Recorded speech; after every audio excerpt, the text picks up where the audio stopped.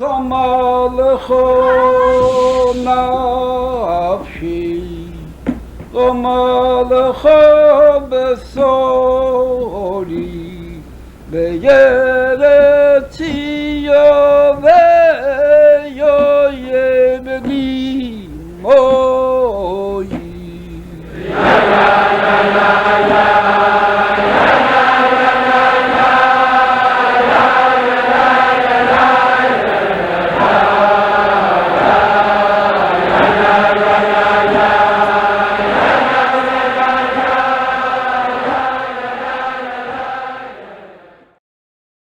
Déjà, on va dédier ce cours pour la tzlacha de Nissim Belma, le chassid du Rabbi, vraiment.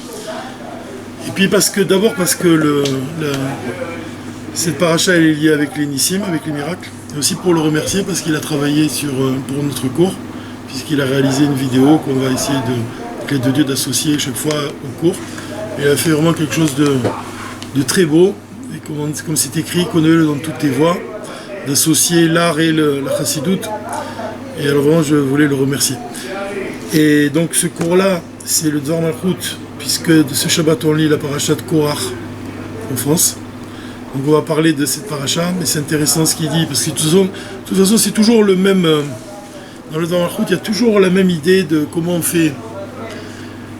on introduit ce qui est illimité dans les limites de ce monde-là. Et cette paracha, elle n'échappe pas non plus à ce schéma-là, à ce concept-là divin. Donc ça c'est une chose. Alors pour commencer, pour introduire l'enseignement du Dvar Malchut, ce serait bien de rappeler quelques enseignements qu'on a vus la semaine dernière. On a parlé de la mission, on a fait comme ça dans le Dvar Malchut, on a expliqué qu'il y a les 2 explorateurs de Yoshua, et il y a les 12 explorateurs de Moshe. Le Shabbat dernier, donc, on lisait dans la paracha les 12 explorateurs de Moshe, et le Rabbi il explique que le chiffre 12 c'est lié avec la Yitralkut, avec la division, le partage. Donc ça représente ce qui est lié avec ce monde. En ce qui concerne un juif, ça représente la partie de l'âme qui s'habille dans le corps. Par contre, à l'opposé, les 2 explorateurs de Yoshua, le chiffre 2, il représente l'unité. Donc c'est l'unité, l'ardoute de l'âme. C'est quoi? C'est l'essence de l'âme. Donc on a vu que les deux missions, celle de Moshe et celle de Yoshua, elles expriment cette idée-là. Elles expriment l'idée que on doit associer les forces les plus élevées, les forces de la partie de l'essence de l'âme, avec les forces qui s'habillent dans le corps, avec les forces de l'âme qui s'habillent dans le corps. Donc cette idée-là, le Rabbi il a apporté plusieurs exemples. Et il y a notamment une chose qu'on a dit, c'est qu'on a expliqué que les explorateurs de Yeshua, quand ils sont arrivés près de Yéricho, ils ne sont pas entrés dans la ville. Ils sont restés en dehors de la ville. Et on a dit que ça vient renforcer, ça vient s'ajouter même, ça s'accorde plutôt à l'enseignement du Rabbi que les explorateurs de Yeshua, ils représentent l'essence de l'âme. Pourquoi? Parce que ces 2 explorateurs qui sont en dehors de la ville, c'est l'idée même de l'essence de l'âme qui ne s'habille pas dans le corps, puisque la ville, c'est le corps. Dans le Tanya, on explique que la ville représente... Le corps, il est comparé à une ville. Et on donne l'exemple de 2 rois qui veulent conquérir la ville. Et c'est quoi, dans le Nimshal, c'est quoi? C'est qu'on doit... Le premier roi, c'est l'essence, c'est le bon penchant, et le deuxième roi, c'est le mauvais penchant.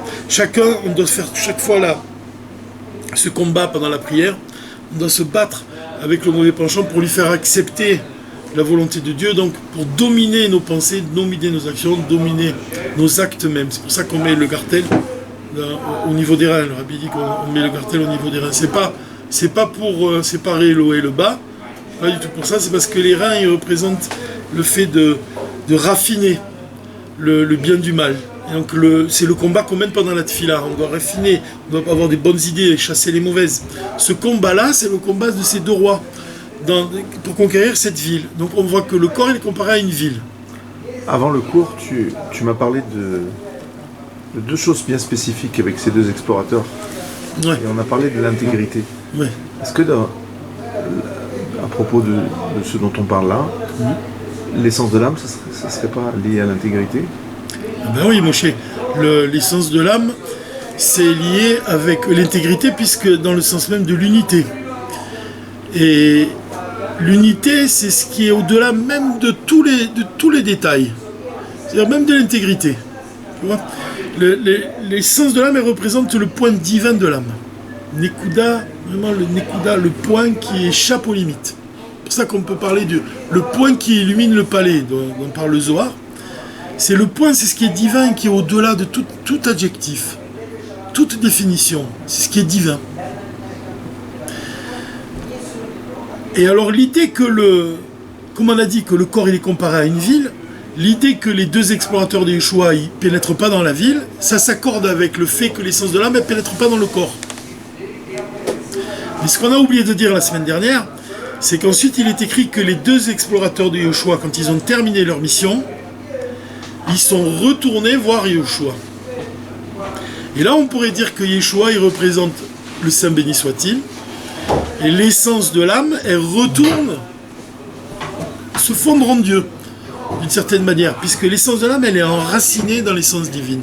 C'est comme ça que le Rabbi l'a défini. Il dit, l'essence de l'âme, elle est enracinée dans l'essence divine. Et moi, j'avais entendu, je me demandais toujours, je me suis toujours posé la question, est-ce que ça veut dire qu'elle se fond, elle est partie intégrante de l'essence divine?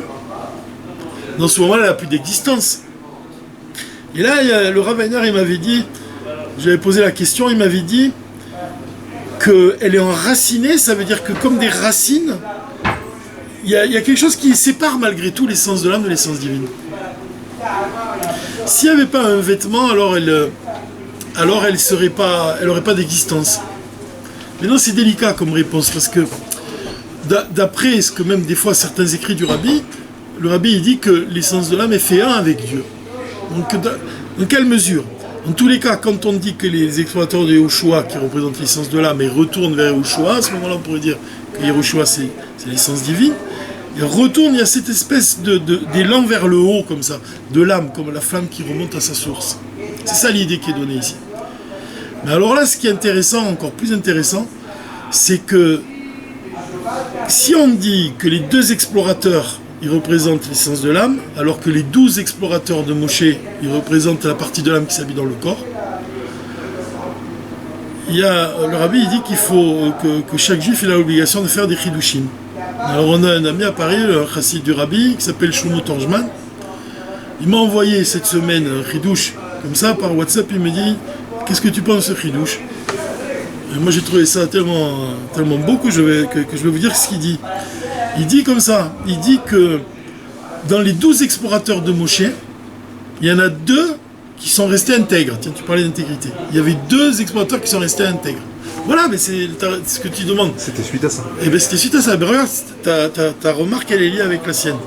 Parce qu'il dit que s'il y a 2 explorateurs qui sont restés intègres, et il y en a 10 autres qui sont pas, sur lesquels on a émis des plaintes, on peut dire que comme le chiffre 2, on a dit que chez Yehoshua, il représente l'essence de l'âme, et le chiffre 12, il représente les forces de l'âme qui s'habillent dans le corps, on voit que Moshe, il possède ces 2 niveaux, puisqu'il avait 2 explorateurs qui sont restés intègres, et les 10 autres qui n'ont pas agi comme il fallait. Donc on voit que les 10 explorateurs de Moshe, ces 10 explorateurs, ils représentent la Hitralkut, la division, mais de l'autre côté, il avait 2 explorateurs qui sont restés intègres. Donc cette idée-là, elle est très forte, parce qu'on peut dire, à ce moment-là, que Moshe, il possède les 2 niveaux. Ça veut dire quoi qu'il possède les 2 niveaux? Et ça s'accorde bien avec sa personnalité.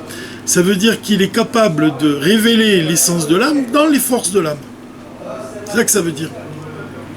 Yehoshua, il représente l'essence de l'âme, et même quand il y a écrit ensuite que les explorateurs de Yehoshua, ils retournent vers Yehoshua, on a dit que c'est ce retour vers le haut. Alors que si on dit que chez Moshe, il a le niveau de l'essence de l'âme, mais aussi le niveau de faire descendre l'essence de l'âme dans le corps, alors là, on retourne à l'enseignement du Rabbi, dans Ve'atot Tzavé, et dans de nombreux sirots du Rabbi, et en fait, dans le Dvar Malchut, c'est le sujet vraiment central de la Chassidut, de la Torah du Rabbi, c'est comment on fait pour attirer la force de l'essence de l'âme dans la partie de l'âme qui s'habille dans le corps. Et c'est le sujet du Dvar Malchut de la Parashat Korach. C'est ça qui va venir nous expliquer. Comment on fait pour attirer donc cette force-là? On ne peut pas se limiter à servir Dieu, ça veut dire qu'on ne peut pas se limiter à servir Dieu uniquement avec l'intellect, uniquement avec les sentiments, uniquement avec même les sentiments qui viennent de l'intellect. On ne peut pas servir de cette manière uniquement. À quoi ça sert le Shabbat? Le Shabbat, ça vient révéler, comme il dit le Rabbi, quand la Torah, selon les sages, elle a été donnée un jour du Shabbat. Et pourquoi c'est ce jour-là, le jour du Shabbat en particulier, le jour du don de la Torah qui est tombé un Shabbat, donc, il vient représenter la perfection du monde. Qu'est-ce que c'est la perfection du monde? Pourquoi c'est le jour du Shabbat? Parce que ce jour-là, Dieu il va révéler les raisons de ses commandements. Donc cette révélation-là qui vient le jour du Shabbat, elle représente le dévoilement de les forces de l'essence de l'âme dans l'intellect. C'est ce qui est au-delà de l'intellect qui se révèle dans l'intellect. C'est-à-dire qu'on doit s'efforcer toute la semaine à travailler avec les forces qui nous sont données, avec notre intellect, mais dans le but de recevoir un dévoilement qui est au-delà de l'intellect. C'est ça, la Neshama Yetera qui nous est donnée le jour du Shabbat, elle représente là ce dévoilement-là qui dépasse l'intellect. Donc, on peut le dire autrement, en d'autres termes. En d'autres termes, ce qui est au-delà de l'enchaînement des mondes, ça représente ce qui est au-delà de l'intellect, ce qui est au-delà de la nature, ça doit se révéler dans l'enchaînement des mondes, c'est-à-dire dans ce monde-là, dans la nature. C'est ça l'idée. C'est-à-dire qu'il y a un enchaînement des mondes. Il y a même chez l'homme, c'est quoi l'enchaînement des mondes chez l'homme? Il y a Marshava, Dibour et Maasé. La pensée, la parole et l'action. C'est l'enchaînement des mondes. C'est un enchaînement. Il y a la nature dans ce monde. Toute la semaine, on travaille avec notre intellect. Toute la semaine, on essaie de comprendre la Torah avec notre intellect. On va éveiller ensuite des sentiments dans le cœur, et ensuite ces sentiments ils vont provoquer des actions de notre part. C'est selon l'enchaînement des mondes, c'est selon la nature. Mais le Shabbat, on dévoile ce qui est au-delà de l'enchaînement des mondes. La Séphira de Keter, qui représente la volonté et le plaisir de Dieu. L'essence divine. C'est l'essence divine qui va se révéler ce jour-là dans le jour du Shabbat, ça se révèle en nous. Et ensuite, cette lumière-là qu'on va saisir le jour du Shabbat, elle doit ensuite illuminer notre semaine à venir. Donc il y a toujours ce dévoilement de ce qui est au-delà du Seder Ishtal Shalut, au-delà de l'enchaînement des mondes, dans le Seder Ishtal Shalut. C'est ça l'idée centrale. Alors comment on arrive à cette idée-là dans le Dvar Malchut? Le Rabbi commence par nous expliquer qu'on arrive dans le mois de Tammuz. Et le mois de Tammuz, il y a 2 dates dans le calendrier chassidique qui sont essentielles, c'est le Yud Bet et le Yud Gimel Tammuz. Le 12 et le 13 Tammuz qui représentent la libération du Rabbi Rayatz. Il y avait un décret vraiment même contre lui, très grave. Non seulement il a été annulé, mais ensuite le Rabbi Rayatz il a été libéré. C'est une date qui est très importante dans le calendrier chassidique, Chabad. Le Rabbi pose une question, il dit, si le Rabbi Rayatz il a été libéré par un miracle divin, comment se fait-il que même à la suite de l'événement, à la suite du fait qu'il ait été libéré, il n'était pas totalement libre, puisqu'on voit que 60 ans après seulement, les Juifs ils ont été libérés de Russie. Comment ça se fait qu'il y a eu en hébreu on dit des shlavim? Comment ça se fait que la libération réelle, concrète du Rabbi Rayatz, puisqu'ensuite il est parti aux États-Unis bien des années plus tard, elle s'est faite par étapes. Pourquoi elle ne s'est pas faite en une seule fois? Donc là, le Rabbi il vient de dire que c'est un miracle qui s'habille dans la nature. C'est ça l'idée. C'est-à-dire que ce n'est pas un miracle qui n'a pas du tout de rapport avec la nature. La nature, justement, elle est le Seder Ishtal Shalut. Quand on parle du Seder Ishtal Shalut, de l'enchaînement des mondes, c'est une descente de degré par degré jusqu'à notre monde. C'est le passage de l'infini jusqu'à un monde fini. Donc par exemple, une bracha. C'est que Dieu, il prévoit pour toi, Moshe, ou pour toi, Yosef, il prévoit pour chacun d'entre nous, il prévoit une bracha le jour de Rosh Hashanah. Et cette bracha, elle est, comme ça, c'est expliqué dans l'Écoute Torah, cette bracha, elle reste dans le monde d'Atsilut. C'est-à-dire, c'est le départ de l'enchaînement des mondes. Hein. Dans le monde d'Atsilut, c'est un monde spirituel très élevé. Donc cette bracha que Dieu y fixe, elle reste spirituelle. Mais l'homme, il doit la faire descendre de monde en monde jusqu'à ce qu'elle s'habille dans ce monde de manière concrète. Ça veut dire quoi? Ça veut dire que Dieu, il peut fixer, par exemple, pour un homme, qu'il ait un enfant avec son épouse. Et donc, il va lui donner une bracha pour un enfant. Et cette bracha, elle est spirituelle, elle est dans le monde d'Atsilut. Et par les actions de l'homme et de son épouse, tout au long de l'année, s'il fait des mitzvot, il fait descendre cette bracha du monde d'Atsilut dans le monde de Bria. Et ensuite du monde de Bria dans le monde d'Yetzira. Ensuite du monde d'Yetzira dans le monde d'Asiya. Jusqu'à ce que le bébé y naisse. Donc on voit que dans le Seder Ishtalshelut, ça ne se passe pas facilement. Il y a des empêchements. Qui c'est qui empêche? C'est l'accusateur. Le mauvais penchant, le Yetzirara, il vient, il empêche. Et c'est quoi? Comment on fait pour faire descendre une bracha de manière concrète si Dieu il a prévu quelque chose pour nous? C'est par nos mitzvot, c'est le fait d'accomplir des mitzvot, et aussi de quelle manière? C'est la bracha des Kohanim. La bracha des Kohanim, elle a pour effet de descendre vite, la meïrout, la rapidité. Le fait qu'un Kohen il vient, il bénisse un juif, ça fait descendre la bracha. C'est-à-dire que la bracha qui est spirituelle et qui est d'une certaine manière coincée dans les mondes supérieurs, par la bracha d'un Kohen, on fait descendre cette bracha de manière concrète. Aussi, une deuxième chose qui accélère la descente de la bracha, c'est le respect du Shabbat. Donc ces deux éléments-là, ils permettent au brachot de descendre. Mais qu'est-ce qu'on voit? On voit que par le Seder Ishtalshelut, il y a des empêchements qui se produisent. Ça descend pas de manière, ça descend pas de manière évidente. De la même façon, le Rabbi vient nous dire que la libération du Rabbi Rayat s'est produite de la même manière. C'est-à-dire, c'est un miracle, donc c'est au-delà de l'enchaînement des mondes, au-delà du Seder Ishtalshelut. Mais de l'autre côté, c'est un miracle qui s'habille dans l'enchaînement des mondes, qui descend de degré en degré, de monde en monde, jusqu'à avoir se concrétiser dans ce monde-là. Donc le Rabbi il vient nous expliquer qu'est-ce que c'est un miracle. Un miracle, ça peut être une chose qui est au-delà du monde, mais qui garde un contact, qui garde un lien avec ce monde. Alors l'exemple qu'il va nous donner justement, c'est l'exemple qui est dans la paracha de Korah, et où il nous explique que quand Korah il a refusé au niveau de la Keuna, il refusait que ce soit Aaron, le Kohen Gadol. Donc il s'est opposé à Aaron.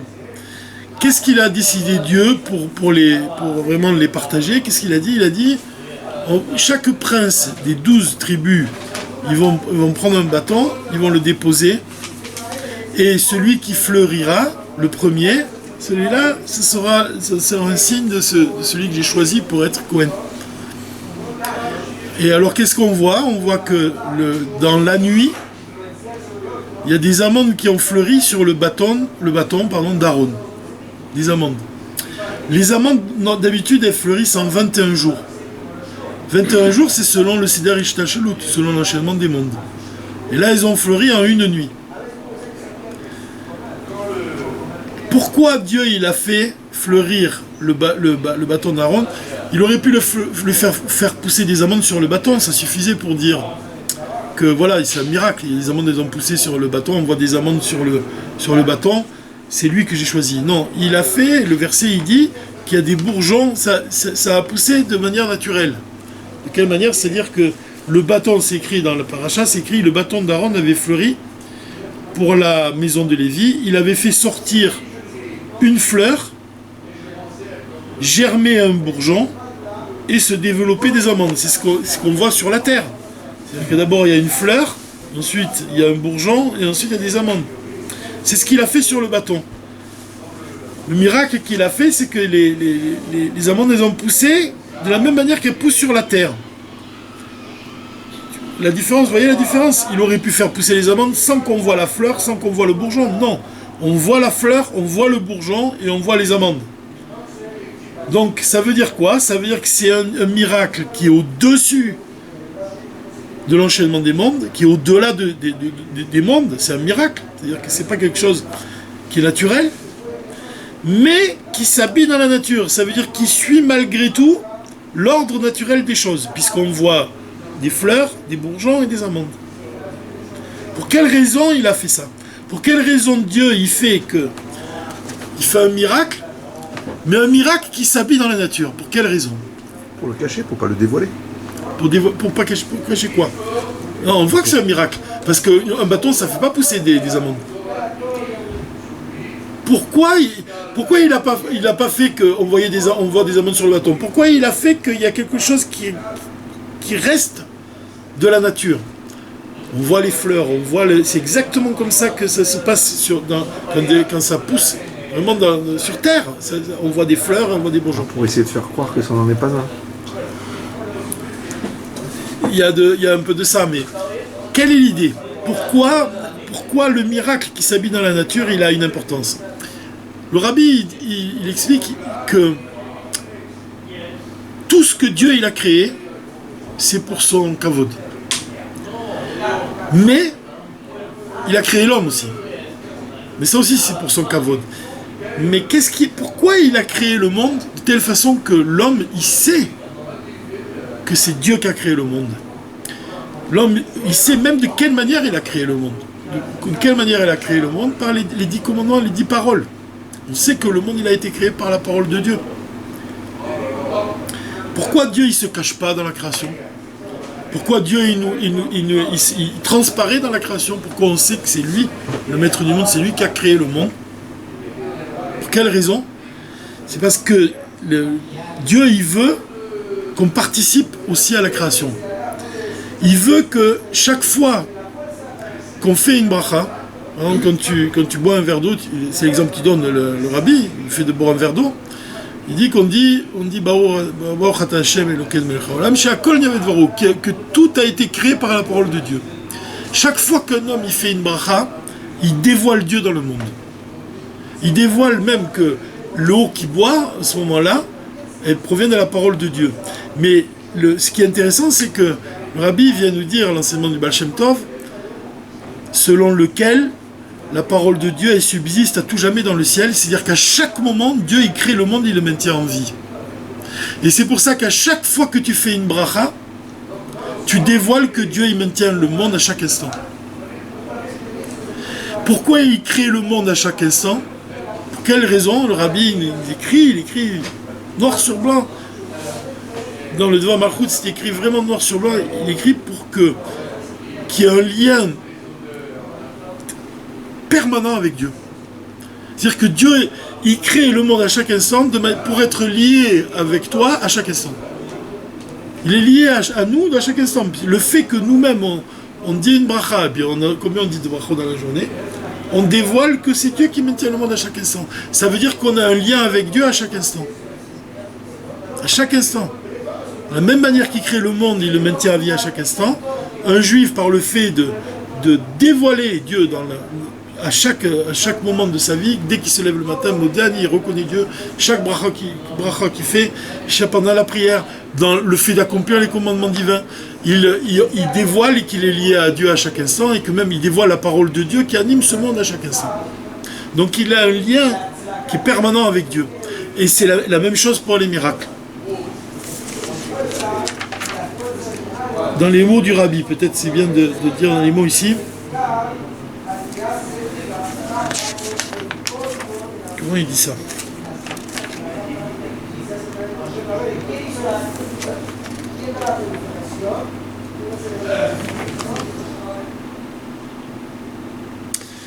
Il dit comme ça.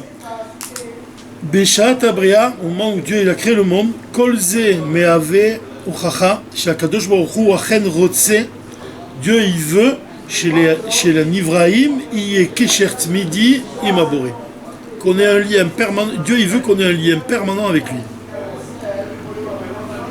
Ou chez Kesherze, et ce lien-là, itbate lorak bekar she'anivra metzayet laboré. C'est pas seulement ce lien, il ne s'exprime pas seulement par le fait qu'on obéit à Dieu. C'est pas seulement le fait d'obéir à Dieu.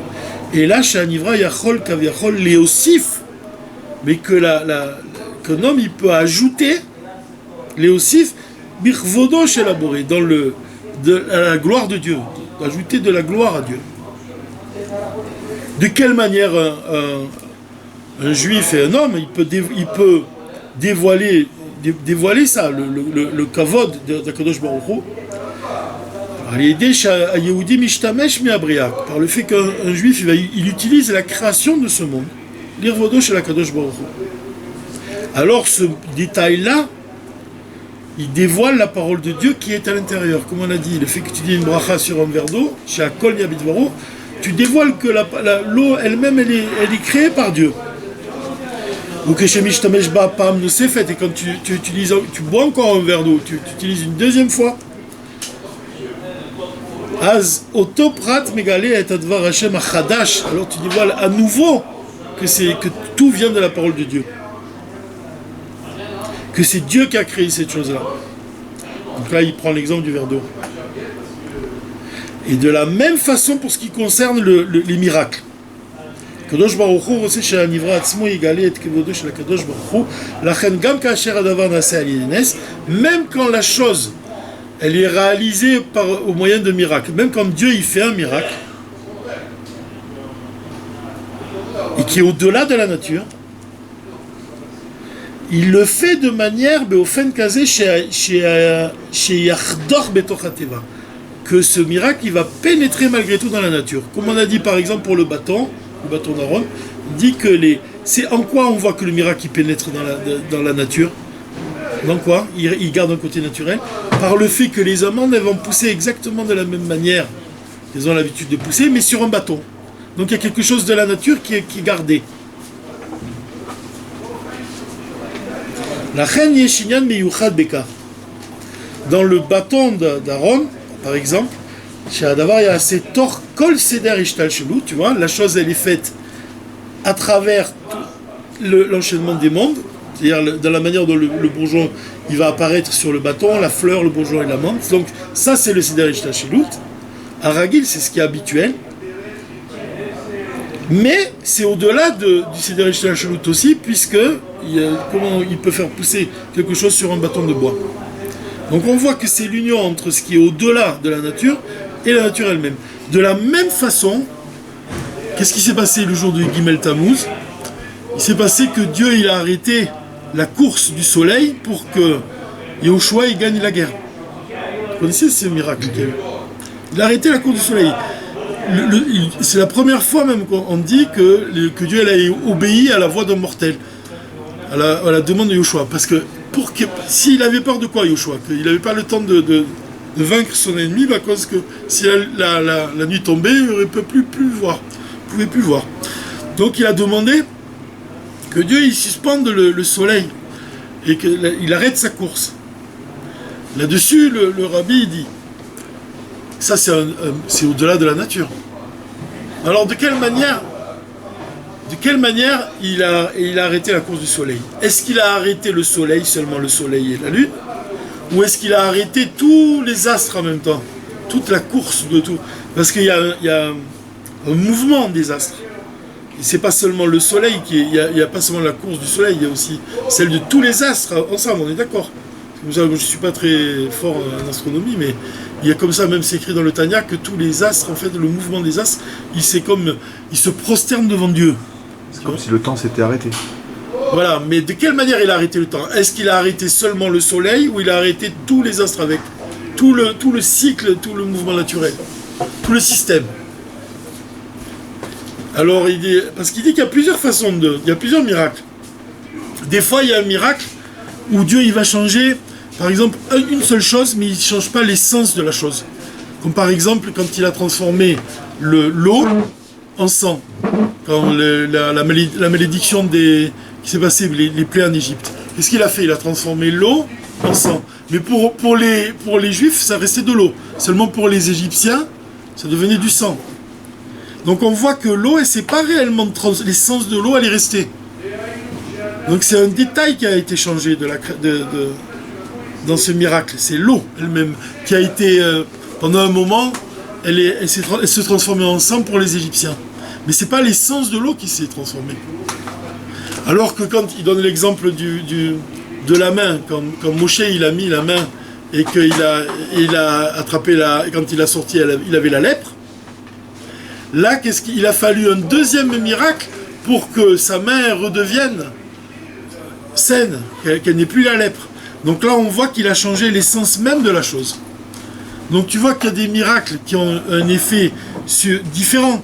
Il y a un miracle qui est... Est-ce que là, dans notre cas, c'est ça la question qu'il pose le Rabbi, le miracle qu'il a fait pour Yoshua, est-ce qu'il a changé uniquement le soleil, il a fait qu'il a arrêté le soleil, ou est-ce qu'il a changé tout le système? Tout le système a changé. Alors c'est intéressant parce que la réponse du Rabbi, c'est que on voit dans le miracle qu'il a fait à Yoshua, on voit que quelque chose de très profond. On voit que c'est un miracle qui s'habille dans la nature. C'est un miracle qui garde aussi un lien, un contact avec la nature, c'est comme on a dit, c'est ce qui est au-delà de l'enchaînement des mondes, qui s'habille dans l'enchaînement des mondes, dans ce monde lui-même. À quoi on voit ça? C'est que c'est pas seulement le soleil qui l'a arrêté, c'est que c'est tout le système, tout ce mouvement-là de tous les astres, de la lune et du soleil, qui s'est arrêté. Donc quelque part, c'est là qu'on garde le lien avec la nature. Hein, c'est pas un seul détail. Donc à travers l'exemple du bâton d'Aaron, oui. C'est un peu une manière de diluer le miracle, quelque part. Diluer le miracle dans la nature, ouais. De lui garder. Pas complètement. Pas complètement. De lui laisser un côté miraculeux. Voilà. Mais de l'habiller différemment. Quand tu dis que c'est pas complètement, précise ce que ça veut dire. Ce qui n'est pas, ça veut dire c'est ce qui est au-delà de l'enchaînement des mondes. C'est pas complètement. Et ce qui est dilué dans la nature, comme tu dis, c'est que là, c'est tous les astres qui se sont arrêtés. Donc c'est quelque part, ça c'est... C'est un clin d'œil d'Hachem, en fait. Bien sûr que c'est un clin d'œil d'Hachem. Mais j'essaie d'expliquer quelque chose de... Parce qu'à première vue, quand on dit qu'il a changé, que tous les astres se sont arrêtés, comment on peut comprendre ça? Comment on peut comprendre? Comment vous comprenez ça? Qu'il arrête tous les astres en même temps? Comment vous comprenez? Est-ce que il garde quelque chose de la nature en arrêtant tout en même temps? Eh bien oui, parce que la nature elle a l'habitude de marcher tous ensemble. Et si ils s'arrêtent tous en même temps, c'est ça qui garde justement. C'est que la nature, c'est tout un système qui s'arrête en même temps, qui est suspendu. C'est ça le lien qui est gardé. Mais le lien qui est au-delà de la nature, c'est que justement, le soleil, il s'arrête aussi. Et il laisse les enfants d'Israël gagner la guerre. C'est ça le lien. Quand on dit que le miracle il doit rentrer dans la nature, c'est quoi? C'est que Dieu, quand on dit qu'il veut que tu participes à la création, par exemple, quand tu dis une bracha, tu participes à la création qui maintient à chaque instant le monde en vie. Et dans le cas du soleil, c'est quoi? C'est quoi le miracle qui pénètre dans la nature? C'est quoi? C'est qu'il veut que tu gagnes la guerre de manière naturelle. Il aurait pu faire un miracle au-delà de la nature, qu'il gagne la guerre sans même combattre. Non, ça s'habille dans la nature parce que c'est qu'une préparation à un effort de l'homme. L'homme, il doit gagner, il doit combattre. Donc c'est un miracle qui s'habille dans la nature. C'est l'union entre quelque chose de surnaturel avec quelque chose de naturel. Ce qui est surnaturel, c'est que le soleil s'arrête, c'est la préparation. Et ce qui est naturel, c'est que l'homme, il va faire la guerre. Donc ce miracle, il s'inscrit il se réalise par la main de l'homme. C'est comme la différence, on peut dire, même entre... S'il réveille l'essence de ton âme, et toi, tu es comme ça, tu commences à agir au-delà comme un Baal Tchouva, il est complètement réveillé, il est complètement inspiré par Dieu. Mais s'il se retire maintenant de Dieu, comme ça, s'il arrête de t'éclairer, alors tu redeviens, tu n'as rien changé de ta nature, de ta vie. Non, Dieu, il veut que de cette lumière qui te donne que toi tu as un travail d'en bas et que tu fais l'union entre les deux. C'est ça le miracle. C'est unir ce qui est au-delà de ce monde avec ce monde. C'est la transformation. Ça. Et en quoi tu le vois dans le bâton d'Aaron? Pourquoi il s'inscrit dans la nature, ce miracle? De quelle manière tu vois qu'il s'inscrit vraiment dans la nature? C'est de manière physique tu le vois parce que il y a des fleurs qui apparaissent, il y a un bourgeon qui apparaît. Donc c'est un miracle qui est un mélange de quelque chose de surnaturel avec quelque chose de naturel. Mais pourquoi il a choisi les amandes précisément? Parce que les amandes, pourquoi il a choisi les amandes? Parce que les amandes c'est un fruit qui pousse très vite. Et ça s'accorde avec le fait que la bracha des Kohanim, elle provoque que la bracha elle descend très vite aussi. Mais pourquoi il a fait ce miracle aussi de manière naturelle? Qu'est-ce que ça vient indiquer, le fait que ce miracle il garde quelque chose de naturel? C'est qu'il voulait qu'on comprenne que la Keuna, elle est chez Aaron, c'est naturel. C'est évident que ce soit lui qui est la Keuna. Ça fait partie de la nature des choses, que ce soit lui qui est la Keuna. C'est apparu comme quelque chose de naturel. C'est pour ça que le miracle, il garde une relation avec la nature. Parce que de la même façon, il voulait que tu comprennes, il voulait faire comprendre même à tous ceux qui s'opposaient à Aaron Cohen, il voulait leur comprendre, mais regardez, c'est naturel que ce soit lui qui a la Keuna. Regardez, les bourgeons, les amandes, elles poussent naturellement sur le bois. Tu comprends l'idée? Alors ça s'exprime même dans le nom même. Le rabbi, il parle de Korach, ça s'exprime même dans son nom. Il dit que Korach, qu'est-ce qu'il y a comme lettre? Il y a le Kouf, le Resh et le Chet. Korach. Dans le mot Chukat, c'est quoi le Chukat? Le décret. Le décret divin, le décret de la vache rousse par exemple. Comment tu écris Chukat? Tu écris Chet, Vav, Kouf et Taf. Mais en fait, tu l'écris Chet, Kouf, Taf. Chukat. Et ces deux noms, Korach et Chukat, ils ont deux lettres en commun. Le Chet et le Kouf. Chez Korach, tu as un Resh qui est supplémentaire. Et chez Chukat, le mot Chukat, il y a un Taf supplémentaire. C'est quoi la différence entre Resh et Taf? Tu sais? Il y a une lettre qui a deux jambes et l'autre qui en a qu'une. C'est vrai, ouais, c'est exactement, il y a de ça. Regarde la réponse. On sait que la perfection, c'est la lettre He. Barshava, c'est le toit de la lettre. Le pied, le premier pied là, c'est la pensée. Et l'action, c'est le pied gauche. Le pied droit, c'est la parole. Et le gag, le toit, c'est la pensée. Ça, c'est le He. Le Resh de Korach, ça représente quoi? La pensée, la parole, mais il n'y a pas d'action. Ça, il n'y a pas d'action. C'est bancal. C'est bancal, ça ne tient pas debout. C'est comme il est lui-même. C'est-à-dire il y a beaucoup de gens qui doivent s'arranger là-dessus. C'est-à-dire qu'on doit tous s'arranger à ce niveau-là. Que des fois on pense une chose, on dit qu'on va la faire et on ne la fait pas. C'est le Resh. Par contre le Taf c'est Marshava, Dibour, Maasé, selon l'ordre de l'enchaînement des mondes. Sans interruption, comme on a dit, l'enchaînement des mondes, quand la bracha elle descend très vite, la bracha du Kohen. C'est continu. Marshava, Dibour, Maasé, et il y a un petit trait, un petit nekuda en plus, un petit point en plus. Le rabbi appelle ça un nekuda. C'est quoi ce point? C'est le bitoul. Le bitoul, c'est la soumission. Ça veut dire que quand est-ce que tu atteins la perfection de l'enchaînement des mondes? C'est le bitoul. Marshava Dibour Maasé, c'est très bien, mais qu'est-ce que c'est ce point-là de bitoul? C'est l'essence. C'est l'essence de l'âme d'un juif, c'est comme tu disais, l'intégrité. Mais ce point-là, c'est le bitoul. Pourquoi on parle de bitoul? De soumission. Pourquoi on parle de soumission? Pourquoi c'est si important? Parce que la soumission, elle exprime le lien entre l'essence de l'âme et Dieu.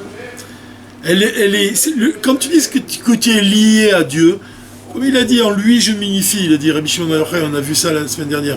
Il dit, en ce lien je m'unifie et je m'enflamme. Ce lien-là, c'est ça la soumission. La soumission, c'est le fait de fusionner avec Dieu. Tu fusionnes avec Dieu parce que tu es soumis. Ce point-là, il représente cette soumission, ce bitoul. Et le resh de Korach, qu'est-ce qu'il représente? Qu'est-ce que ça veut dire? Il représente quoi? La pauvreté. Mais comment on dit en hébreu? On dit la pauvreté, on dit rash. Rash, c'est un misérable. Alors tu as la pauvreté, tu as deux sortes de pauvreté. Tu as la pauvreté qui est liée avec la Kedusha, ça c'est la lettre Dalet. Elle est comme ça. La lettre Resh, elle est comme ça. Quelle est la différence entre les deux? C'est ce trait-là. C'est comme on a dit, c'est le même que le Taf. C'est la soumission. Ce point-là, il représente la soumission. Ça, cette partie-là, qui sort, le talon du Dalet. Il représente la soumission. Mais Dal en hébreu, ça veut dire quoi? C'est un pauvre aussi. Dal, c'est la lettre Dalet. C'est la racine de la lettre Dalet. Dal, ça veut dire un pauvre. Resh, ça veut dire un pauvre aussi. Quelle est la différence entre le Dalet et le Resh? C'est la soumission. Le Resh, il n'a pas de soumission. Donc c'est le Rash, c'est le pauvre. C'est le pauvre dans le sens qui n'est pas lié à Dieu. C'est le pauvre qui n'a pas de Kedusha. Il n'a rien. Il n'a pas de Kedusha. Il n'existe que pour lui-même. Comme il n'est pas soumis à Dieu, comme il n'a pas ce point-là, ce talon du Dalet, il lui manque la soumission, il lui manque la Kedusha. Il n'a pas de Kedusha, il est pauvre en Kedusha. Le Dalet, à l'opposé, c'est un pauvre aussi, mais un autre sens du pauvre. Un pauvre du côté de la Kedusha. Et là-dessus, le rabbi, il amène un verset des Tehillim. Écoutez ce qu'il dit. Verset des Tehillim, il dit, c'est le Lamed, hein, c'est le Tehillim Lamed, il commence comme ça. Mizmor Shechaduk Tabayit le David. Psaume, chant d'inauguration du temple de David. Alors il dit comme ça, je t'exalte éternel, Aromimcha Hashem, Ki dilitani velo si marta oyevaili. Je t'exalte éternel, car tu m'as grandi et tu m'as permis, et tu n'as pas permis que se réjouissent mes ennemis à mon propos. Comment on dit tu m'as grandi en hébreu? Comment on dit ici? Dilitani.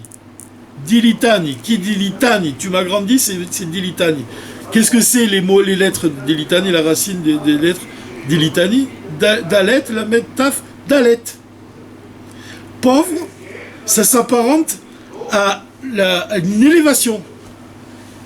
La pauvreté, c'est une élévation. Ça, c'est vraiment extraordinaire.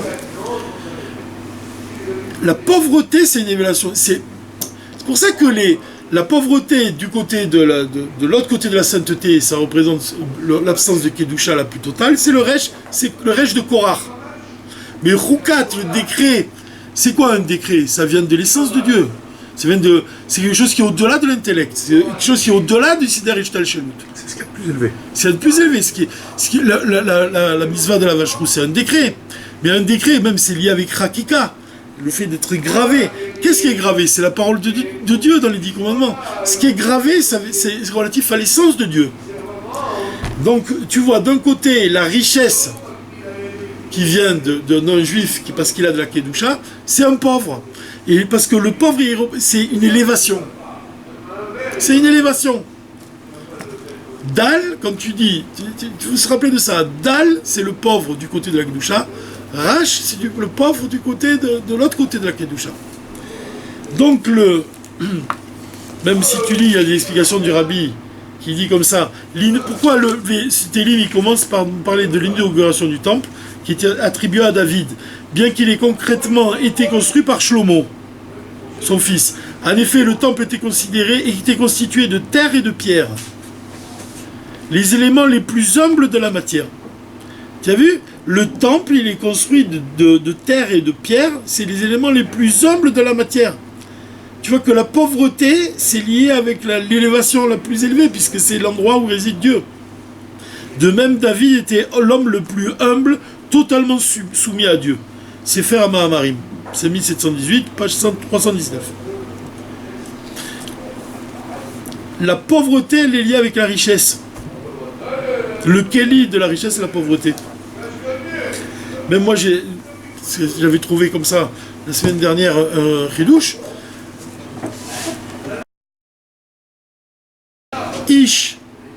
Dal Echad, ça veut dire quoi? Ish Dal Echad, ça veut dire quoi? Ish, un homme, Dal, pauvre. Ish Dal Echad, un homme pauvre. Comment ça fait de valeur numérique? Ça fait la même valeur numérique que Mashiach. 358. Ish Dal Echad, 358. Ça veut dire qu'un homme pauvre, c'est la valeur numérique de Mashiach. Mais pauvre dans le sens de la Kedusha. Pauvre dans le sens que ça devient un Keli, la pauvreté c'est un Keli pour recevoir l'essence divine. Le roi David, c'est lui, parce qu'il est humble, parce qu'il est pauvre. Comme on dit, Mashiach, il s'assoit parmi les pauvres. La pauvreté, c'est reconnaître que tu sais rien, que tu mendies la Torah. La pauvreté, c'est reconnaître que sans la parole de Dieu, on n'est rien. Le fait que tu parles, comme il dit dans le Tanya, Dieu ne peut résider que dans un endroit qui est totalement soumis. C'est cette soumission-là, la pauvreté. La pauvreté, elle est liée avec la soumission, et la soumission, elle permet la fusion avec Dieu. C'est l'idée qui est donnée ici. Alors, qu'est-ce qu'il nous dit ensuite? Il nous dit, Dal, Veresh, la différence entre les deux. Donc la différence qu'il y a entre les deux, c'est d'une extrême à l'autre. Resh, c'est la pauvreté dans son sens le plus bas. La pauvreté du fait qu'il n'a aucun lien avec la Kedusha. Veilu Anyuta shel Aod Dalet. Par contre, la pauvreté d'Alet Dalet, mais sa melet est bitulo la Kedusha. La pauvreté du Dalet, ça exprime sa soumission à la Kedusha. L'opposé. Donc ça, c'est allusionné par le point du Dalet, c'est le Nekudat Abitul, et c'est pour ça que la haute Dalet, Mitzad Abitul, Sheba, Yeshba, Gam, Et, Inyan, Aharama, Dilitani. Parce qu'elle est batel, parce qu'elle est pauvre, alors il y a Dilitani. Parce que Dieu, il m'élève. Milachon Arama. Kevan, Sheba, Gdusha, Dafka, Liede Abitul, Magim, Le, Dargot, Naalot. Précisément, par le bitou de la soumission que tu arrives à des endroits élevés. Comme l'Admora Zaken, qui ont dit que c'était parmi tous les élèves du Magin de Mezrich, c'est celui qui parlait pas. Il était pauvre en parole, en réalité. Ça veut dire qu'il était comme un pauvre, il était comme quelqu'un qui reçoit, comme la Séphira de Malchut. Elle est appelée pauvre, parce qu'elle n'a pas de lumière qui lui est propre, toute sa lumière, elle reçoit des autres séphirotes. Comme la lune, qui reçoit sa lumière du soleil. Alors là, j'avais pensé... On dit que la lune, elle reçoit toute sa lumière du soleil. On dit que Yoshua, il est comparé à la lune, et Moshe, il est comparé au soleil. Qu'est-ce que ça veut dire dans ce cas-là, que Yoshua, il a arrêté la course du soleil? Yoshua, il a arrêté le soleil. Si tu dis que le soleil, ça représente Moshe, qu'est-ce que ça peut vouloir dire? Alors j'ai pensé comme ça, qu'on pourrait répondre comme ça. On va dire le rabbi. Puisque c'est le Moshe de notre génération. C'est quoi la course du Rabbi? C'est que le Rabbi, il vit dans un monde où il n'arrête pas. Il n'y a pas un moment qui n'est pas exploité. Même quand on dit que quand il regarde le courrier, tu sais comment il fait? Il dit qu'au moment où il ouvre une lettre, il regarde la suivante, pour ne pas perdre de temps. Il regarde qui c'est qui lui a écrit sur la suivante. Au moment où il ouvre, il a une pile de lettres. Il ouvre une lettre, mais il ne regarde pas ce qu'il est en train de faire. Il regarde qui c'est qui l'a écrit pour ne pas perdre de temps. Il gagne du temps. Donc la course du Rabbi, c'est quoi? C'est qu'à chaque moment de son existence, il est occupé. Quand tu arrêtes la course du Rabbi, ça veut dire quoi? Ça veut dire que le soleil, si tu l'arrêtes dans sa course, c'est qu'il va éclairer le monde à ce moment-là. Il éclaire le monde, il te laisse le temps de gagner la guerre contre les ennemis de Yoshua. D'accord? Ça fait penser à quoi? Ça fait penser à la bracha des Kohanim. Les Kohanim, qu'est-ce qu'il y a écrit? Que la volonté de Dieu, que la face de Dieu brille vers toi. Le Rabbi Rachab, il dit que la face de Dieu, c'est la volonté intérieure de Dieu. Donc, qu'est-ce que ça veut dire si tu arrêtes la course du Rabbi? Ça veut dire qu'au moment où le Rabbi, il te regarde. Et sa volonté intérieure, elle est vers toi. C'est quoi ce moment-là? C'est quoi le moment où le Rabbi te regarde? C'est comme quand on dit que dans le moment de Purim, quand on dit que le sommeil d'Achashverosh, il a été dérangé. Il y a quelque chose qui l'est dérangé dans son sommeil. On explique dans la Chassidoute que le sommeil d'Achashverosh, c'est le sommeil de Dieu, le sommeil divin. Que Dieu, il ne peut pas dormir. Pourquoi il ne peut pas dormir? Parce que les Juifs, ils font Messirut Nefesh. Parce que tu fais Messirut Nefesh, quand tu fais Messirut Nefesh, tu empêches Dieu de dormir. Et là, c'est la même chose. Quand tu fais Messirut Nefesh, quand tu fais un travail d'en bas, alors le rabbi te regarde. Il arrête sa course et il te regarde. On pourrait expliquer le miracle de Gimel Tammuz de cette façon-là. Aussi. En tout cas, si on continue. Donc, Dilitani, on a dit, ça représente une élévation, la lettre Dalet.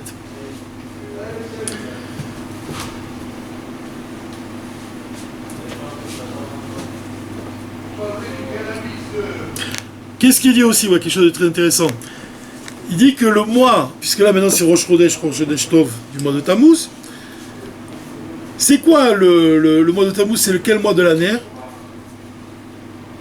Le 4e mois, non? Et le mois précédent, c'est quoi? Sivan? C'est ça? Il dit comme ça.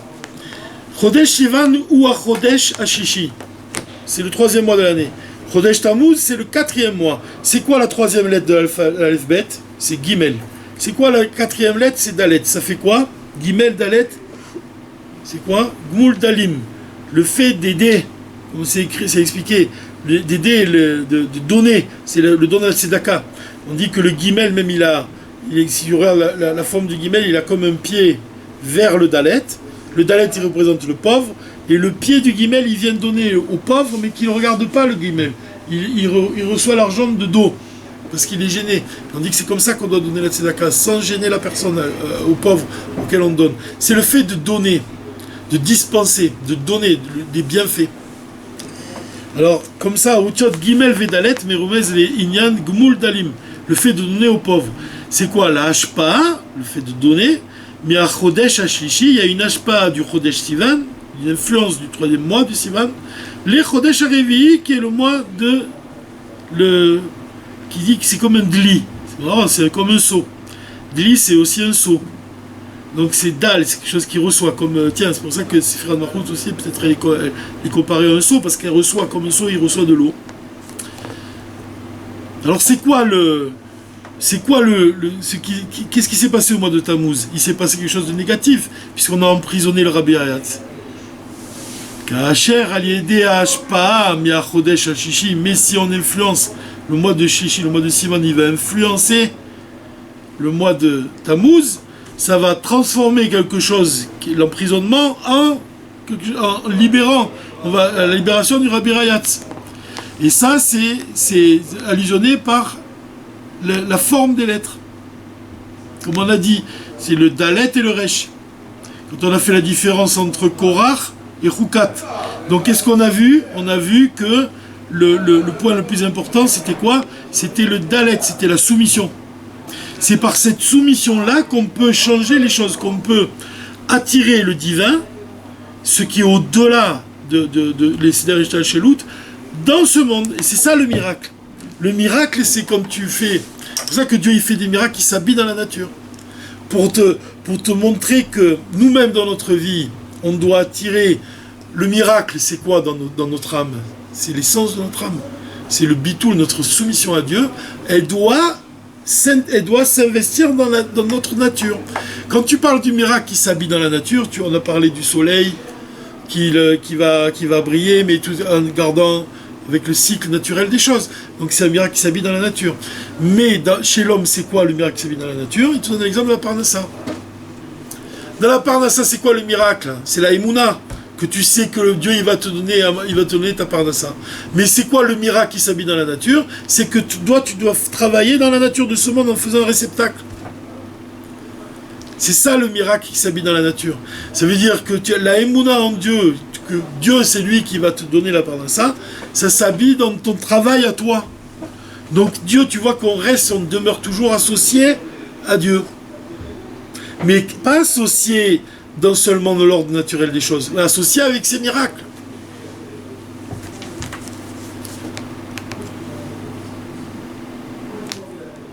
Alors maintenant, on peut répondre à la question pourquoi la libération du Rabbi Hayat s'est produite pas en une seule fois. C'est parce que le Nes chez les Maala Miateva, le miracle qui est au-delà de la nature, Al-Derech HaNekuda, comme on a dit, comme ce Nekuda de la lettre, comme ce point-là qui représente le Bitoul, chez les Mala Miseder Ishtal Shelut, qui est au-delà de la nature, Choder Bekol Seder Ishtal Shelut, ça pénètre dans l'enchaînement des mondes. Ad Gam Bematsav Shel Rash Aniut de Leumadze, même au point que le pauvre, même, on a dit, qui est de l'autre côté de la sainteté, ils deviennent au Feret Oto les Kdusha, et on l'amène à la Kdusha. On le transforme. Alors il dit qu'il y a plusieurs exemples pour parler justement de cette soumission-là. Comme on a dit, pour la Parnassa, c'est le Chibour, c'est l'union entre la Emouna en Dieu, chez Yamtsi Aloet Parnassato, qui va lui donner sa Parnassa, que ça c'est au-delà de la nature. Yachad, en même temps que l'homme il va faire des efforts de son côté. Itlapshut Anes, Betor Darke Teva. Le miracle, il doit s'habiller dans les chemins de la nature.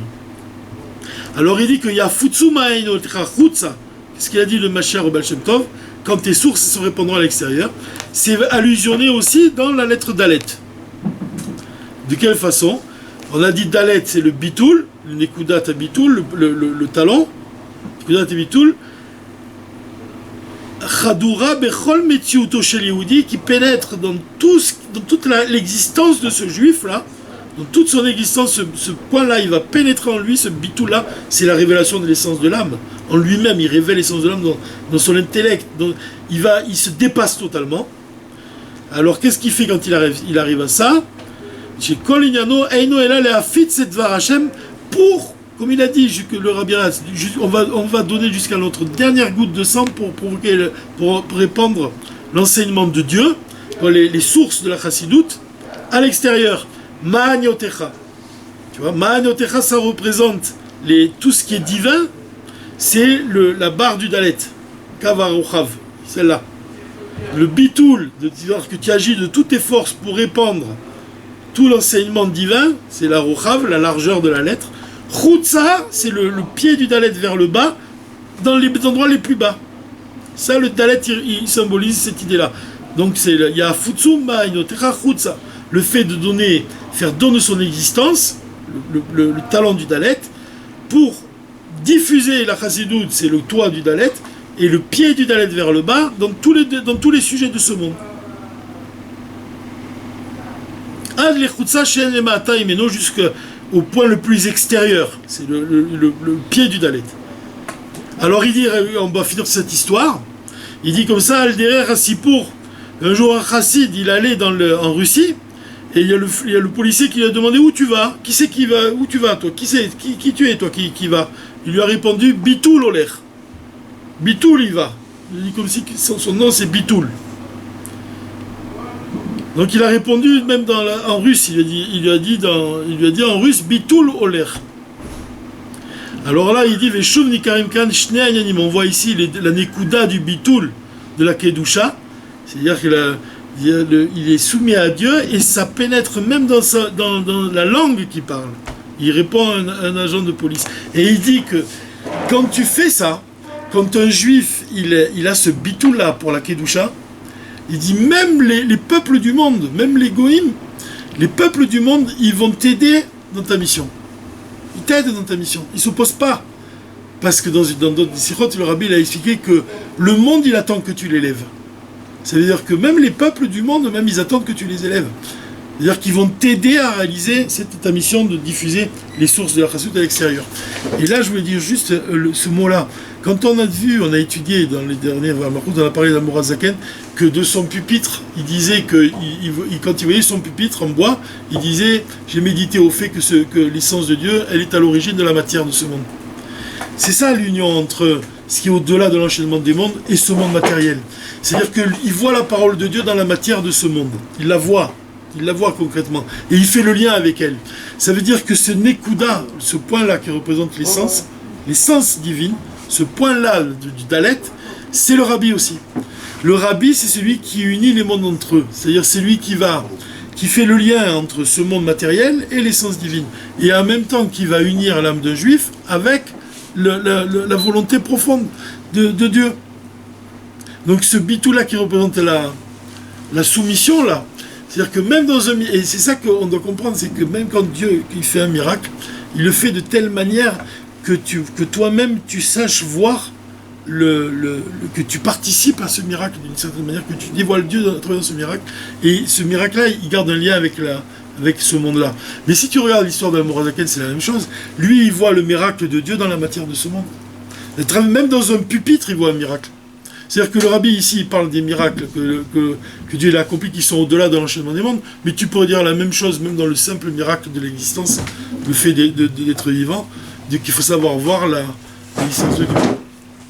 Voilà.